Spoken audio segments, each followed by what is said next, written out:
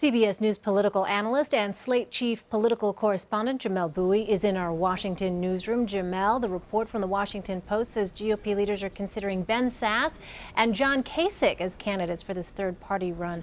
What do you make of Reince Priebus calling it a suicide mission? How could it play out? Well, I think Chairman Priebus is right. There's no chance that a third-party candidate is going to win any electoral votes, frankly, much less enough to throw the election to the House of Representatives. Remember, a third-party candidate from the right would be splitting the Republican vote primarily, not the Democratic vote. And so the most likely outcome of a third-party run would be that in states like Virginia, for example, swing states like Virginia, Hillary Clinton would win handily with her 40, if she's winning a majority, her majority, if she's winning 48% or 48%.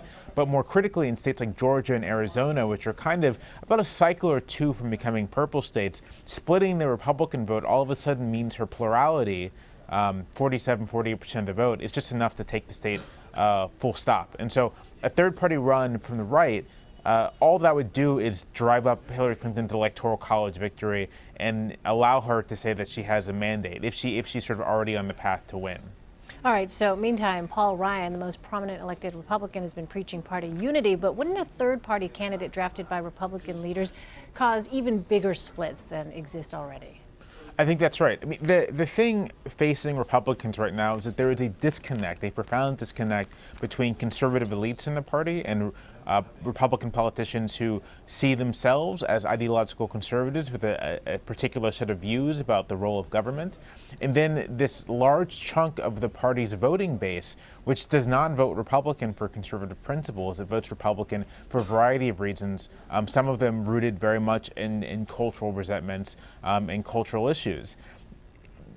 It's hard to align those two things, in part because attempting to align the party between its elite and its base ends up further alienating it from the mainstream of American politics. Remember, Trump and Trump supporters very much are not in line with where the majority of Americans are. And so there's the Republican leaders have this dilemma, and it's hard to imagine how they solve it in a way that doesn't kind of leave lasting cleavages in the GOP writ large.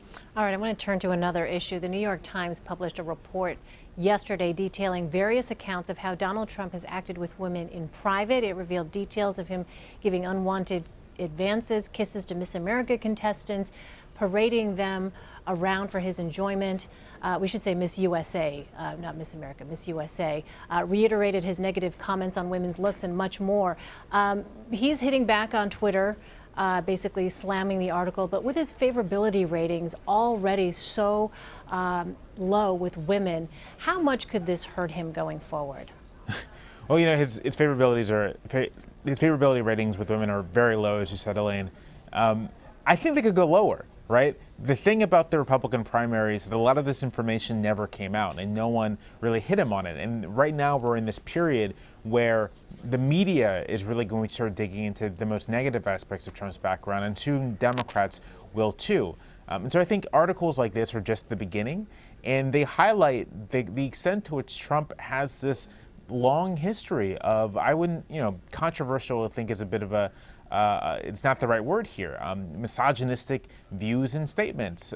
He was sued for federal housing discrimination, right? Like, he has this long history of things that are deeply alienating to pretty much every single segment of the rising American electorate: single women, African Americans, Latinos, so on and so forth. And so it's just the beginning, and I think it's going to make him more unpopular among groups of people with whom he's already extremely unpopular. All right, we'll watch to see what the effect might be. Jamelle Bouie in Washington for us. Jamelle, thanks so much. Thank you.